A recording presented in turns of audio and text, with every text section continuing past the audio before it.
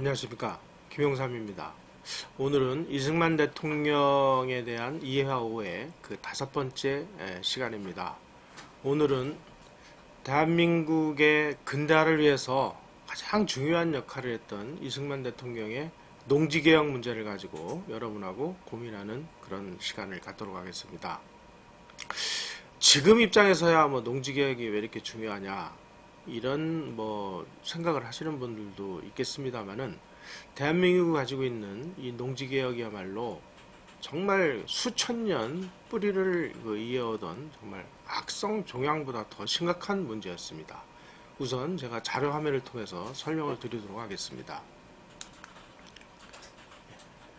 자, 건국 당시, 그러니까 1945년에서 48년 사이 대한민국이 어떤 상황이었는지 하는 것을 먼저 이해를 해야 농지개혁 문제를 우리가 쉽게 받아들일 수 있을 것 같습니다.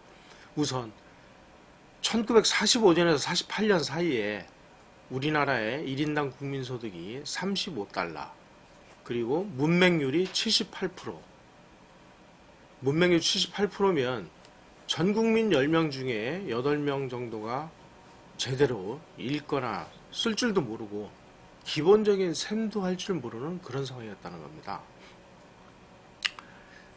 두 번째로, 분단으로 그 산업이나 경제가 마비된 상황에서 38선으로 남한과 북한이 갈리면서 굉장한 혼란이 시작이 됐었습니다.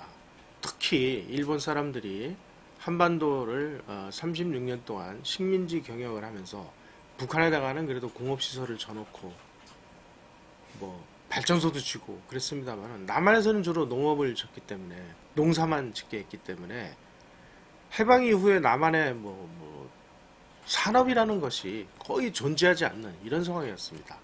게다가 토지 문제, 이거 정말 더 심각했습니다.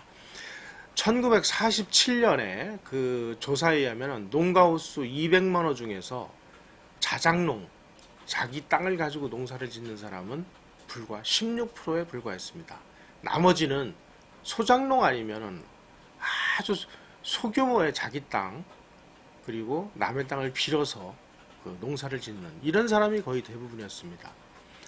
문제는 소작료, 그러니까 남의 땅을 빌려서 농사를 짓는 조건으로 1년 수확량의 거의 50%에서 70%, 평균에서 60% 정도를 지주에게 소작료로 제공하고 나면 도대체 이 소작농들은 뭘 가지고 먹고 살겠습니까?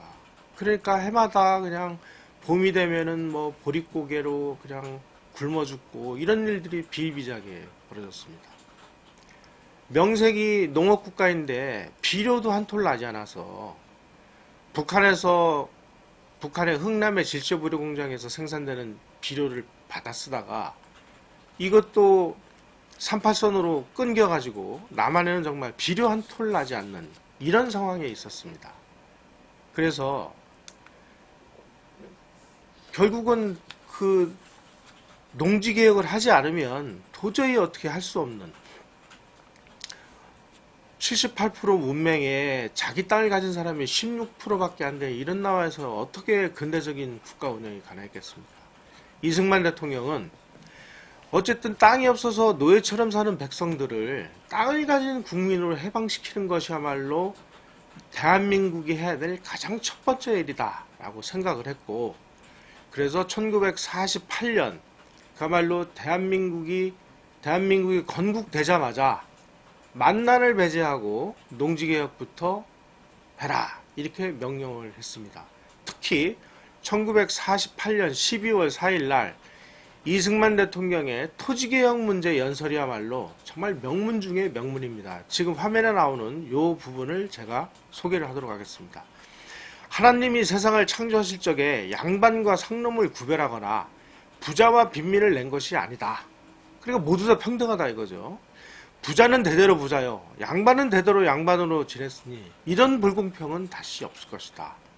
우리가 주장하는 민주정치는 반상이나 귀천의 등분이었고 모든 인민이 평등하고 자유로운 그런 나라를 만들고자 한다.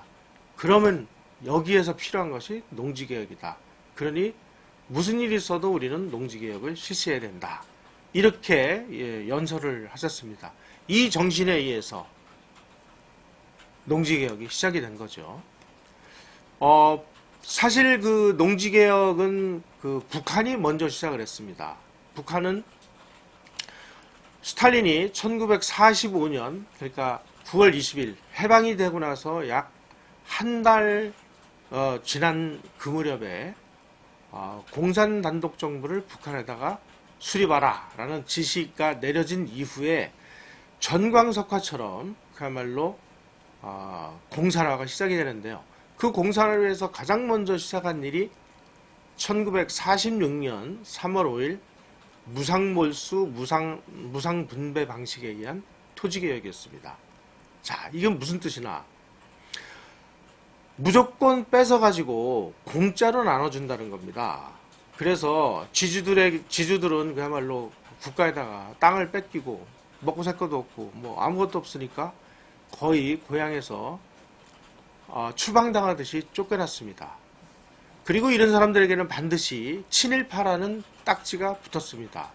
그래서 북한에서 토지나 사업체나 뭐 이런 걸 가지고 있던 그 지주계급 세력, 그 다음에 기독교인, 그리고 공산화의 걸림돌이 될 것 같은 지식인들, 이런 사람들을 다 추방을 해버렸는데 그 수가 거의 100만 명이었습니다. 저희 부친도 그 해방 이후에 황해도 안하기 고향이었는데 거기서 월남을 했는데요. 그때 북한 인구가 1000만이었는데 1000만 명 중에 10%가 이런 식으로 그 쫓겨나다시피 인종청소를 당했습니다. 그것도 가장 훈련이 잘 돼 있고 가장 지적 수준이 높은 이런 계층 10%를 추방을 해버리고 나니까 북한이야말로 그냥 머저리 같은 그런 나라가 돼버린 거죠. 그렇다면 소련이 왜 만사제치고 김일성에게 토지개혁부터 하라고 했느냐? 그야말로 지주들의 땅을 뺏어서 그 농민들에게 거저 나눠주면 농민들이 좋아하지 않겠습니까? 바로 이 사람들을 공산화의 전위부대로 써먹기 위해서 가장 먼저 토지개혁을 실시합니다. 그런데 여기에 심각한 문제가 개입이 되어 있었습니다. 자, 토지개혁은 북한식의 토지개혁은 이렇게 되어 있습니다. 지주들로부터 뺏어서 무상으로 나눠준다고 그랬는데 그 무상으로 나눠주는 그 땅이 그야말로 소유권을 넘겨준 게 아니었습니다. 소유권은 국가가 갖고 그 대신 이 땅을 사용할 수 있는 권리만 준 겁니다. 제가 자료를 통해서 설명을 드리도록 할게요. 자, 공짜로 토지를 받은 농민들은 뭐 엄청 열망을 했습니다. 열망을 했는데 농민들에게 호당 1.5 정보씨를 공짜로 분배했으니 뭐 얼마나 좋았겠습니까? 그래서 뭐 처음에는 이제 농민들이 뭐 33살의 김일성을 소련군의 앞잡이 정도로 여겼는데 그 사람으로부터 정말 꿈에도 잊지 못할 농토를 공짜로 받으니까 만세 소리가 절로 나오더라. 그런데 이런 함정이 숨어 있었던 겁니다. 이 농민들에게 제공했다는 이 토지가 다른 사람들에게 매매하지도 못하고 임대하지도 못하고 저당 잡치지도 못하고 오로지 농사만 지을 수 있는 권리를 준 겁니다. 이것은 소유권을 준 것이 아니라 경작권을 준 거죠. 그러니까 소위 말하는 땅 주인은 지주로부터 국가로 바뀐 것일 뿐이고 농민들은 그냥 그 땅을 빌려가지고 소작을 한 거나 마찬가지입니다. 각종 수확량의 25%를 농사진 다음에 현물세로 또 국가가 걷어갔습니다. 아니 이러고 무슨 이게 토지개혁을 한 겁니까? 지주로부터 빼앗은 땅을 국가가 몰수를 해서 국가가 농민들에게 다시 소작을 준 거나 마찬가지 상황이 돼버린 겁니다.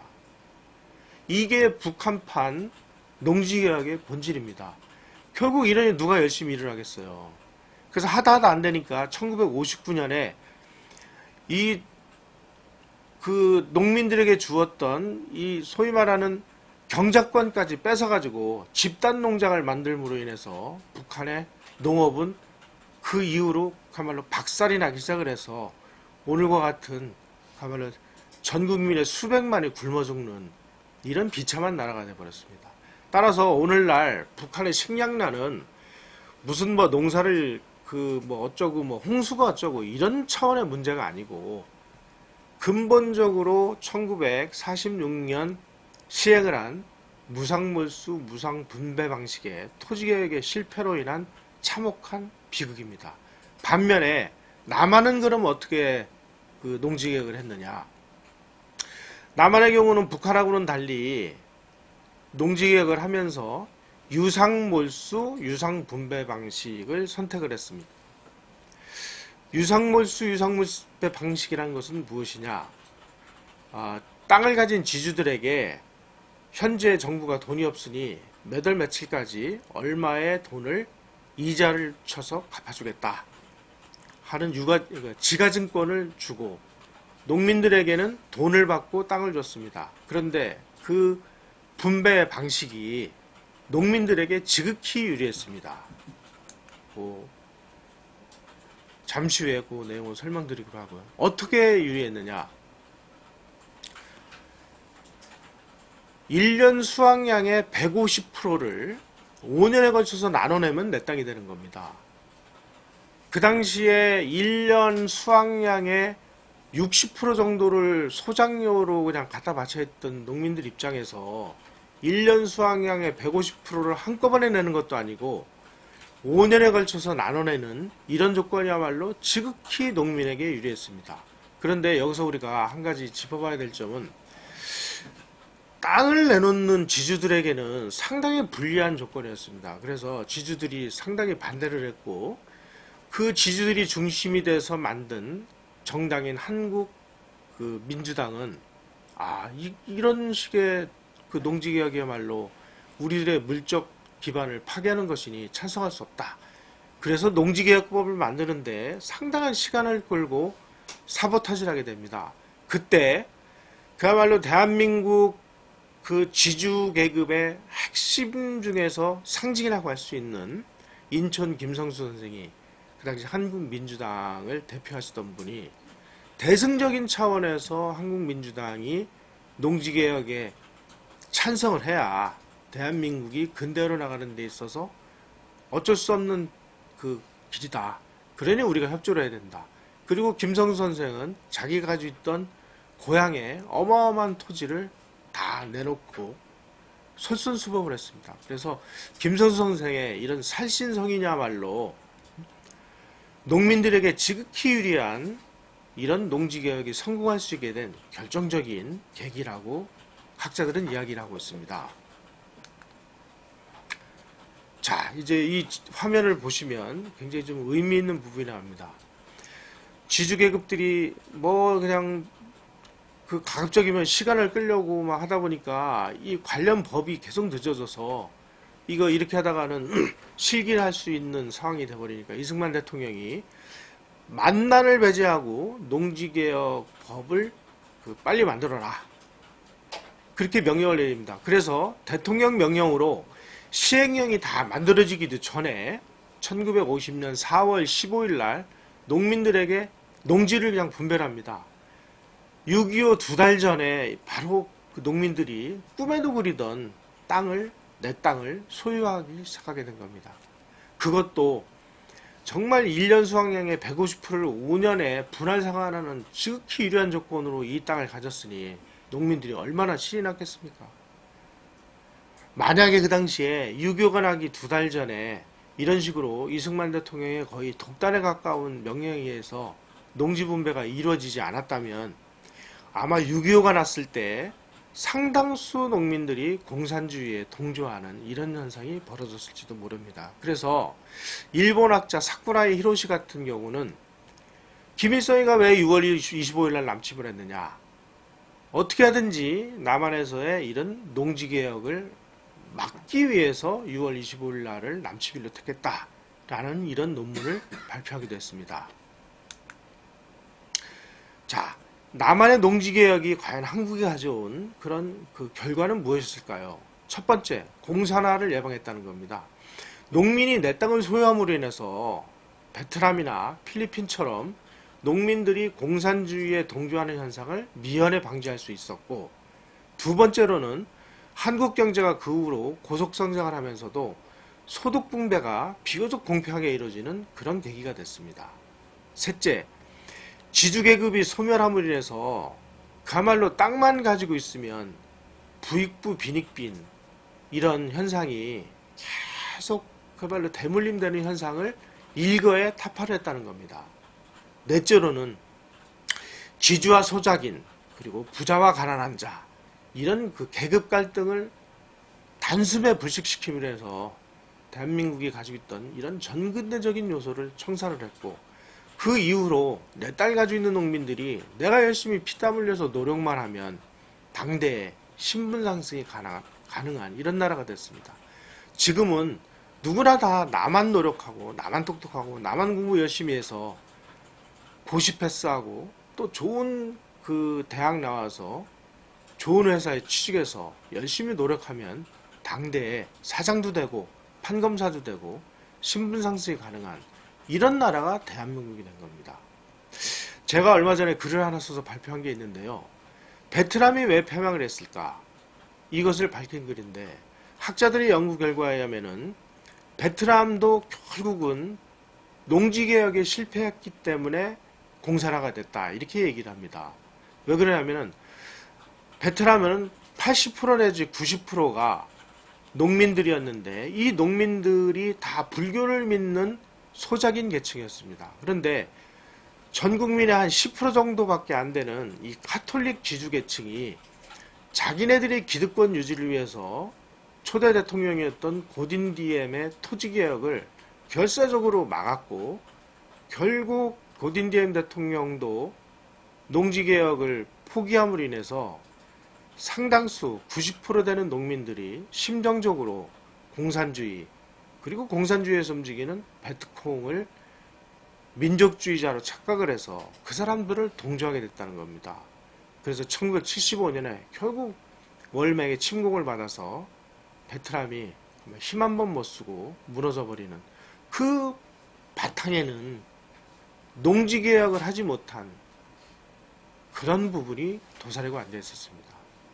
이승만 대통령이 그야말로 만난을 배제하고 농지개혁을 성공시키로 인해서 우리는 전근대적인 요소를 총산하고 부자와 가난한 자의 이런 어떤 갈등도 해소를 하고 대한민국이 근대화를 하고 산업화를 하는 과정에 있어서 결정적인 역할을 했다는 점을 우리는 기억해야 할 것 같습니다.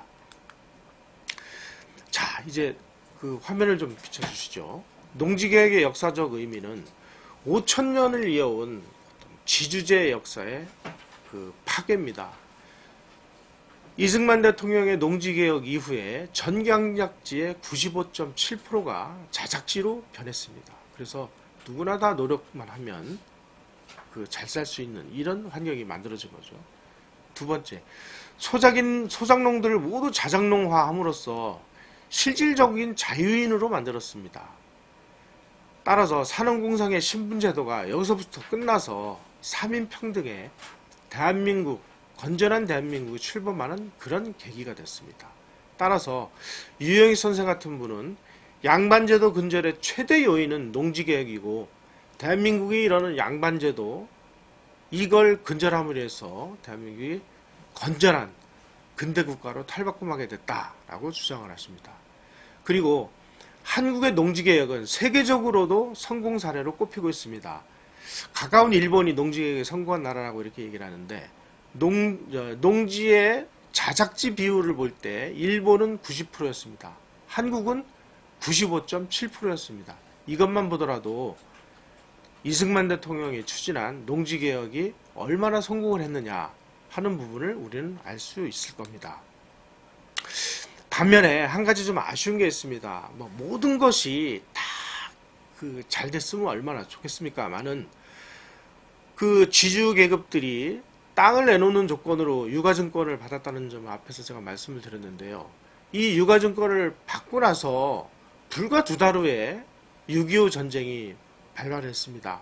그래서 부산 피난지로 피난을 간 이 지주계급들은 도저히 피난지에서 생활을 할 수 없으니까 자기가 받은 이 지가증권을 액면가가 폭락을 한 그런 가격으로 액면가의 2, 30%에 불과한 이런 돈으로 다 팔아서 이걸 생활비로 사용을 했다고 합니다. 따라서 우리나라의 유일한 그야말로 민족 자본이었던 이 토지 자본이 산업 자본으로 이행을 하지 못하고 결국 피난지에서 생활 자금으로 소진이 됨으로써 토지 자본의 산업 자본화에 실패했다는 점은 정말 우리에게 뼈아픈 그런 점이 되겠습니다. 반면에 대만 같은 경우도 우리하고 거의 비슷한 시기에 그 농지개혁을 했습니다.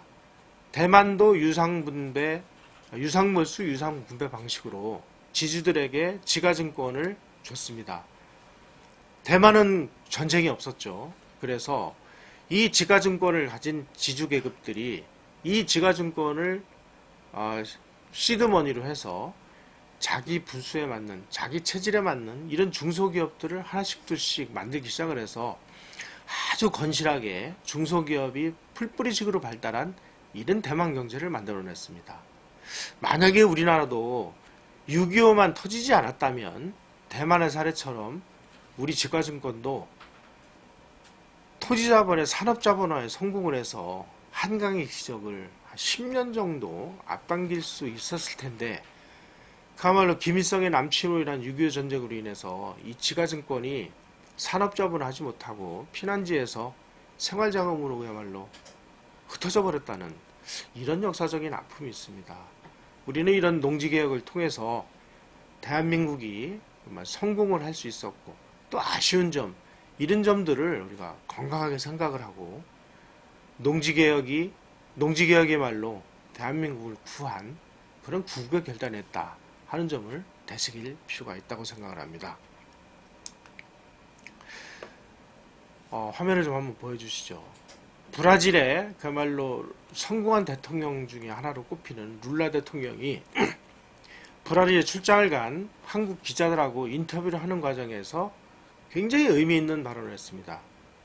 중앙일보 기자가 룰라 대통령에게 브라질처럼 정말 어마어마한 국토와 풍부한 자원을 가진 나라가 왜 이렇게 가난하냐, 5천만 명이 넘는 절대 빈곤층이 있다는 것은 이해가 안 간다, 이렇게 질문을 하니까 룰라 대통령이 다음과 같이 얘기했습니다. 한국은 1950년대 농지개혁에 성공을 했지만 브라질은 농지개혁을 하지 못했기 때문에 이런 절대 빈곤층이 남아있다. 저도 브라질에 가서 브라질의 현실을 봤습니다만은 브라질은 참 대단한 나라입니다. 3% 내지 5%의 그야말로 최상층부가 브라질 농토의 거의 70% 내지 80% 이상을 소유하고 있습니다. 따라서 이 사람들이 그야말로 전국토의 70% 이상을 쥐고 부를 독점하고 있기 때문에 사회구조가 중산층이 극단적으로 얇아서 약 15%의 그야말로 부유층과 중산층이라고 하면 한 10% 정도나 될 거예요. 나머지는 다 극빈층입니다. 이런 극단적인 중산층이 존재하지 않는 나라로 인해서 끊임없이 사회가 혼란스럽고, 이 극빈층들이 먹을 게 없으니 어떡하겠습니까? 이런 사회 불안 요소, 이런 걸로 인해서 굉장히 어려움을 겪는 모습을 제가 봤는데요. 2006년 세계은행 보고서를 보면 더 많은 국민들에게 효과적으로 토지를 분배한 나라일수록 경제 성장률이 높다.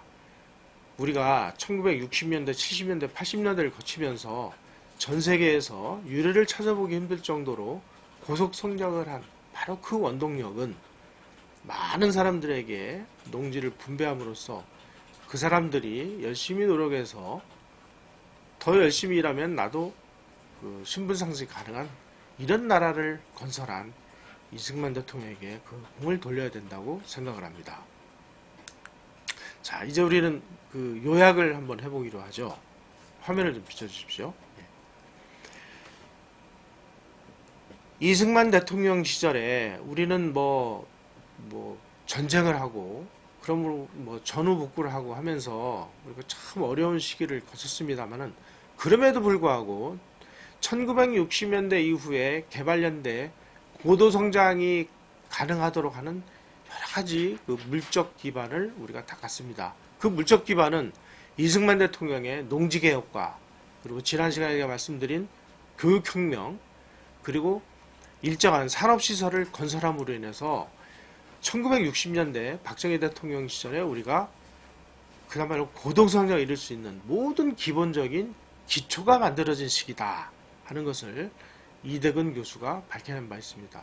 둘째, 1965년 한국의 국민소득 수준은 94개 개도국 중에 60위에 불과했습니다만은 사회문화개발 발전 복합지수는 14등이었습니다. 이건 무슨 뜻이냐? 이승만 대통령 시절에 농지개혁을 통해서 일정한 그 재산을 형성을 해주고 그리고 교육혁명을 통해서 모든 국민들의 지적 수준을 높임으로 인해서 우리는 발전할 수 있는 모든 요인들을 이승만 시대에 이미 우리가 갖추고 있었다는 거죠. 따라서 박정희 시절에 산업화가 가능했던 이유는 바로 이승만 대통령 시절에 농지개혁이라든지 이런 걸 통해서 만들어진 이 물적 건강한 토대가 대한민국의 뿌리가 됐다는 점을 여러분들에게 다시 한번 말씀드리면서 이번 강의를 마치도록 하겠습니다. 감사합니다.